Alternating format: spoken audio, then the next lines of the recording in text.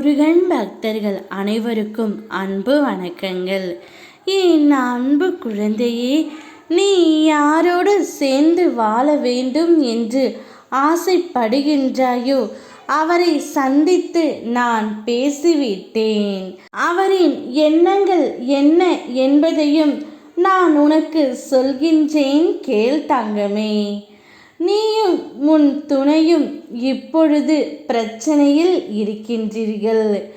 ஏதோ ஒரு பிரச்சனை நீங்கள் சேர்ந்தே இருந்தாலும் உங்களை தேடி வந்து கொண்டே தான் இருக்கின்றது. இதைத்தான் கர்மா என்பார்கள். நாம் உண்டு நம் வேலை உண்டு என்றாலும் நம்மை தேடியே ஏதாவது ஒரு பிரச்சனை வருவது இயல்புதான் தங்கமே. ஆனால் அந்த பிரச்சனையை எப்படி கையாள வேண்டும் என்பதை நீ முதலில் தீர்மானித்து யோசித்து செயல்பட வேண்டும். அப்பொழுதுதான் அந்த பிரச்சனை நம்மை கண்டு பயந்து ஓடும். நீ இப்பொழுது நீ விரும்பிய உறவுடன் சேர்ந்து வாழ வேண்டும் என்று நினைத்து கொண்டு இருக்கின்றாய். ஆனால் ஏதோ சில நபர்கள், சில மனிதர்கள் உங்கள் இருவரையும் சேர்க்க விடாமல் தடுத்து கொண்டு இருக்கின்றார்கள்.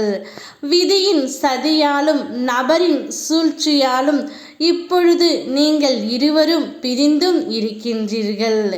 ஆனால் நீ யாரோடு சேர்ந்து வாழ வேண்டும் என்று நினைக்கின்றாயோ அவருடைய மனதில் நீதான் தங்கமே இருக்கின்றாய். அவருடைய எண்ணம் முழுவதும் உன்மேல்தான் இருக்கின்றது.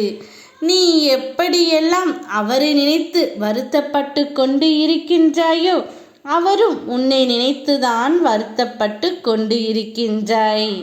நீங்கள் நிச்சயம் ஒருவருக்கு ஒருவர் புரிந்து கொண்டு உணர்வுகளை பகிர்ந்து கொண்டு விட்டு கொடுத்து செல்வதே உங்களுடைய வாழ்க்கைக்கு சிறப்பான வாழ்க்கையாகும். வாழ்க்கையில் நீங்கள் இருவருமே ஜெயித்து காட்டுவீர்கள். உங்களுக்கான சந்தோஷம் நிச்சயம் உங்களை தேடி வரும் செல்லமே. நீ நினைக்கும் எல்லாம் உன்னை வந்து சேரும் நேரம் இப்பொழுது வந்துவிட்டது.